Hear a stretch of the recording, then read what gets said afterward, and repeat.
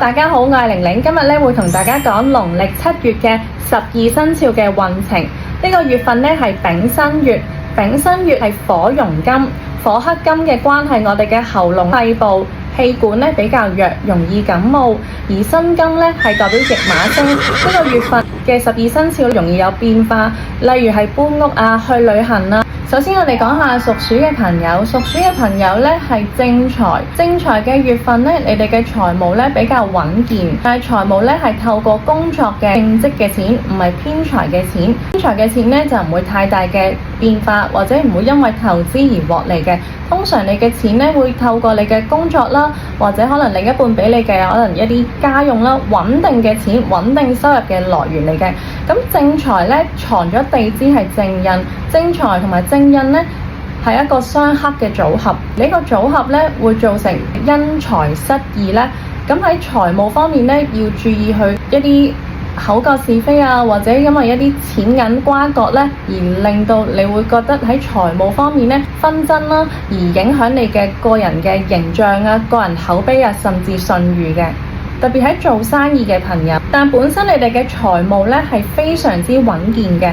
財務穩健嘅意思，譬如話，即使呢一個月嘅收入，例如係自由職業嘅人，你哋嘅收入咧唔穩定都好啦，會因為你哋平時有個儲蓄嘅習慣，或者可能喺物業方面收租啊，穩健嘅財務啦，財務即使係呢個月唔係話特別賺好多錢都好啦，你哋嘅財務咧都好穩健嘅，帶俾你一個安全感。白虎妻財，正財透干，你哋嘅金錢啊、財務啊比較多嘅支出，用喺邊度呢？通常咧會用喺一啲家庭上面嘅支出、日常嘅開支咧，會比較大嘅開支嘅。正財同埋正印咧，亦都代表健康運下降嘅，可能過分操勞啊，工作上面嘅忙碌啊，壓力都比較大。健康方面咧，要注意你哋嘅小腿、腳部嘅保養，可以喺西面嘅方向去尋求醫治。貴人方面咧係有嘅，會因為你哋工作表現啦，受到肯定、受到重視，因為你哋嘅付出啦係俾上司見得到嘅，你嘅客戶咧見得到你哋嘅付出，你哋嘅能力備受肯定，所以貴人方面咧係有個加持喺度。如果讀緊書嘅你哋咧，考試係通過嘅；而結咗婚嘅你哋咧，感情咧係偏向平穩嘅，咁可以重拾一啲嘅激情啦，令到你哋咧嘅感情多啲愛嘅火花。人卯係空亡嘅意思咧，喺工作方面失業待業或者工作唔穩定嘅狀態。嚟到屬牛嘅朋友，呢個月份咧，你嘅學習能力，你喺工作方面咧會得到貴人嘅扶持同埋幫助。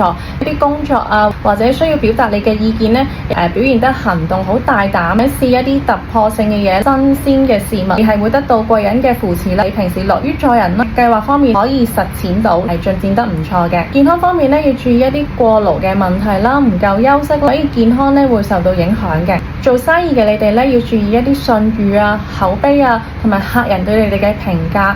如果因為一啲財務嘅瓜葛或者金錢上面嘅問題，令到客戶啊或者生意上面你嘅口碑受損咧，係容易因小失大嘅。所以長遠嚟睇咧，要重視一啲口碑啊、信譽啊，不妨喺呢啲時候咧，付出多啲金錢，或者係願意花錢多啲去建立你嘅形象，建立你哋嘅事業。咁我相信咧會更加好嘅。口碑、信譽、地位都有，你哋嘅財運咧亦都會慢慢出現。而工作方面咧，你哋嘅能力咧係比你哋嘅同輩啊，或者你哋嘅工作方面嘅夥伴咧係做得比較出色嘅。健康方面咧，要注意你哋嘅喉嚨、氣管、頸部嘅保養。而做生意嘅你哋咧，要注意一啲競爭對手啦，競爭激烈嘅。農曆嘅10月、11月咧，你哋嘅財務咧喺做生意嘅你哋係穩健嘅。翻運勢方面咧係一般嘅，大嘅突破。咁如果穩定嘅對象咧，平淡穩定嘅。單身嘅朋友呢個月份咧，唔好太快想確認關係，要睇清睇楚對方係一個點樣嘅人，再睇下係咪合適先去做決定。嚟到屬虎嘅朋友，呢個月份咧係七煞。七煞咧代表一啲衝勁、突破、挑戰，唔怕困難，直面向困難，勇往直前嘅月份。喺工作咧會容易有突破，計劃方面咧亦都比較進展。因為你哋做事方式重視效率，做嘢方面咧自我要求比較高，所以喺工作備受肯定，絕對唔會有拖延症。但係要注意就係衝得太快，你哋嘅壓力亦都會比較大。但係見到咧有食神制煞，工作壓力大嘅同時享樂啦、放鬆啦，例如食一啲好味嘅餐廳啦，或者去旅行。但係注意食太多嘢咧，腸胃負荷唔到，會影響你哋嘅消化系統啦。男士方面咧，另一半嘅桃花咧會比較旺嘅，注意父親嘅健康。財務方面咧，我會覺得比較穩健嘅，即使咧支出使費啊，或者呢個月比較多，但係都唔影響你哋嘅賺錢能力、儲蓄能力嘅。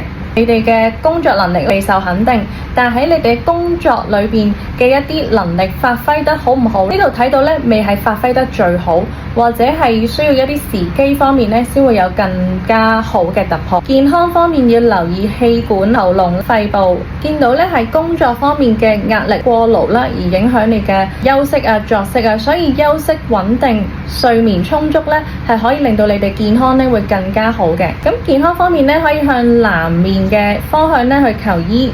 咁澤雷隨卦代表順勢而為，可以跟隨貴人意見啦，貴人嘅做事方式嘅品格優良，可以學習佢哋。同時火雷細合，要注意一啲小人嘅問題，有啲下屬行為唔好啊，都要嚴格去執行去處分嘅。嚟到屬兔嘅朋友，屬兔嘅朋友咧行正官、傷官、見官，注意喺人際關係方面嘅意見不合，人際關係方面嘅都和諧嘅局面。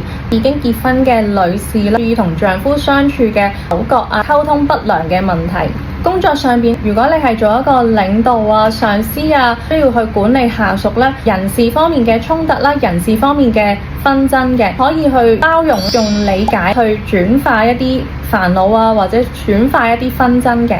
就避免去硬碰硬。整體屬兔嘅朋友咧，貴人運咧都係唔錯嘅。如果屬兔嘅朋友需要去考試，你哋嘅考試會通過啦，同埋成績唔錯。如果需要讀書啊、增值咧，亦都好適合你哋喺呢個月份裏邊去自我增值，亦都會有唔錯嘅成績同埋唔錯嘅收穫。健康方面咧，要注意小腿啦、腳部嘅保養。咁特別係喺農曆嘅1月同埋2月，你哋嘅小腿啊、腳部啊舊患，農曆1月、2月咧復發，所以咧要喺西方面去求醫咧，會有一個好好嘅醫生去幫你哋。財務方面咧，本身你哋係穩健嘅，有一個儲備嘅資金啊，或者有儲蓄嘅習慣，呢個月咧就唔會話有偏財，唔會有太大嘅突破。但係整體咧聚財能力係唔錯。呢個月份咧係不太利投資啦，同埋不利一啲偏財運。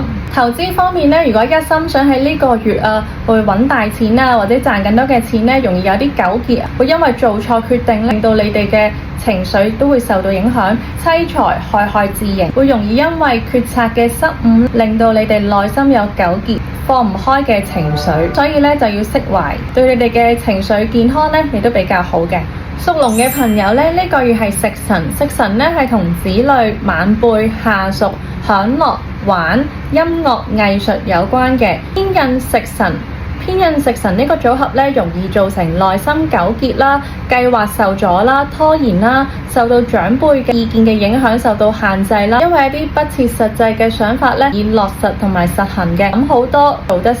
如果係做生意嘅你哋自由工作者，建議就唔好心急啦，就去揾一啲問題嘅症結，目標咧亦都唔好 set 得太高，就避免半途而廢。呢個月咧係付出耕耘嘅月份，咁未係一個收穫嘅月份嚟。人際方面咧要注意一啲口舌是非，另一半會有一啲紛爭，因為傷官見官，咁所以女性朋友同丈夫呢個月要好好說話，冷靜一下去理解佢哋，保持一自由嘅空間，對方一啲自由。正財同埋正印相克，你注意唔好因財失義啦。錢銀方面嘅瓜葛要留意啦，你對長輩花錢要大方，你注意長輩嘅健康。而另外你哋嘅做生意係要有一個明星地位啊、口碑啊，小心一啲客戶對你哋嘅評價，小心處理。財務比較穩健嘅，本身你哋嘅儲備能力啊、儲蓄啊，亦都比較好嘅，所以即使喺呢個月咧，唔係求財偏財運嘅月份，本身嘅財務太大擔心，同埋比較穩健。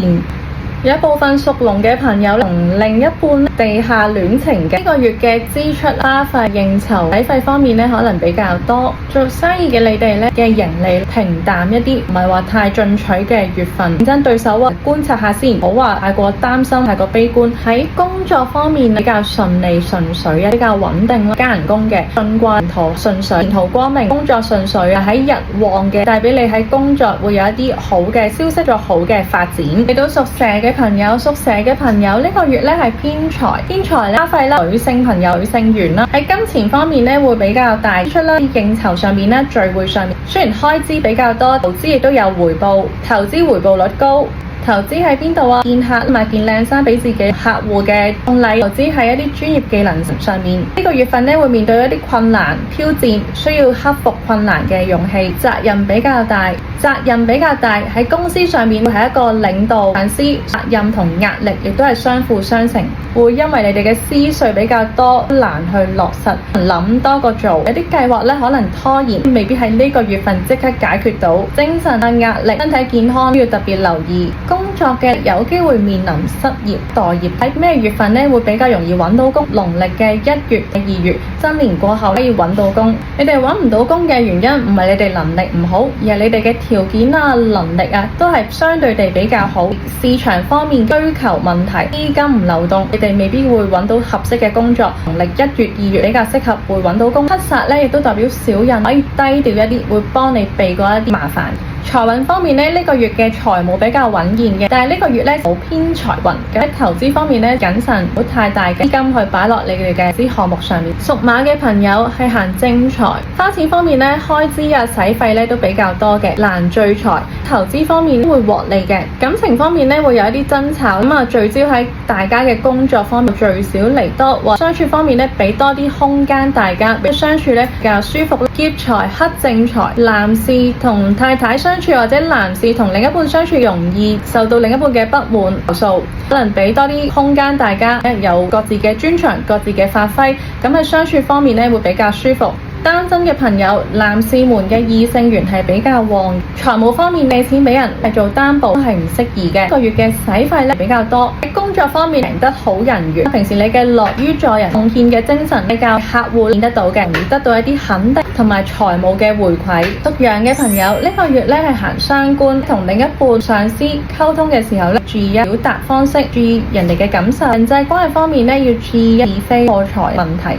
因為有正印星制住傷官，鋒芒而露叛逆嘅諗法，人哋感受奉獻精神，有一個雙贏嘅局面。人際關係貴人嘅幫助、貴人嘅賞識、貴人嘅提攜。做生意嘅你咧，需要擴展人脈，朋友嘅幫助咧，容易喺工作表現唔錯，才華得到肯定。傷官見官同另一半啦，感情會容易唔順利，太過堅持己見，唔顧及另一半感受，太過有自己嘅諗法，問題就會比較多。男士們同太太相處咧，需要情緒價值啦，啲包容忍讓，相處起嚟咧比較好嘅。呢個月嘅開支使費大，唔係守財嘅月份，聚財嘅月份。如果對人對事咧有一個包容心、理解嘅能力，相信你嘅貴人運咧會更加多。做生意嘅你哋咧會容易財來財去，例如賺到嘅錢亦都會容易使翻出去。才華咧係可以有舞台發揮到嘅，備受重視、備受肯定、備受重用。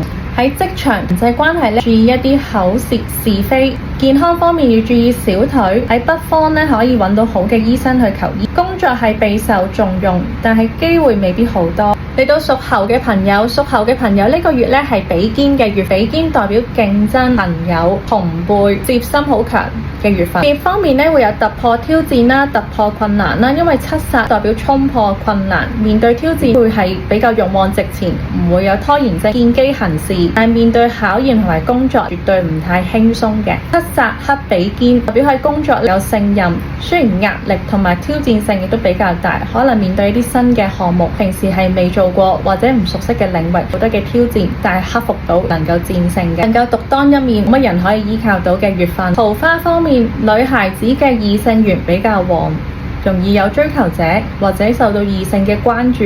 工作方面，如果係做生意、creator 或者一啲自媒體嘅人，喺呢個月咧，你哋嘅慧眼獨到，求新求變，過程咧係會經歷一啲歷練同埋成長。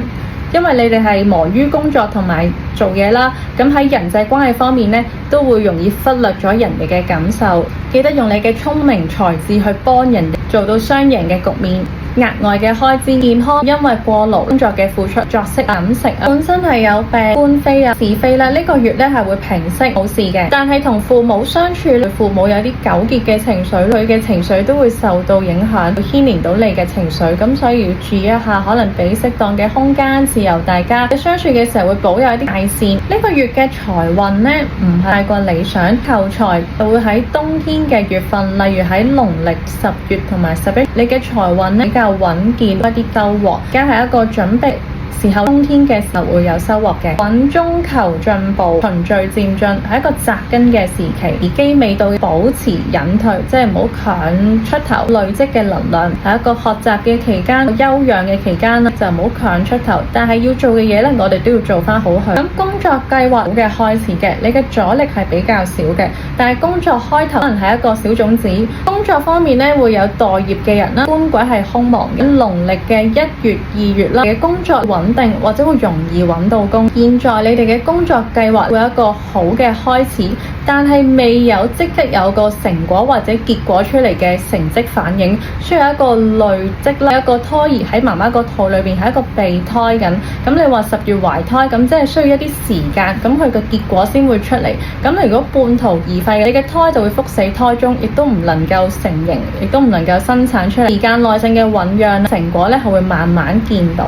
桃花方面咧，單身嘅人士咧，無論男同女嘅桃花都比較多、比較旺，但係咪主動出擊咧？未住，因為有啲掣肘或者一啲時機未到，可以係多啲異性嘅相聚啊、異性嘅相伴啊，但係未必係確立關係嘅時期。屬雞嘅朋友，呢個月咧係劫財嘅月份，劫財咧代表義氣、自我、重視朋友、衝動、較勁、比較。正官克劫財，你唔會咁衝動去做一樣嘢，會諗清諗楚，會考慮到人哋嘅感受，或者會受到另一半啊、上司啊、工作嘅約束，令到你決定喺一件事上邊咧，亦都唔會太過草率，比較謹慎慎言。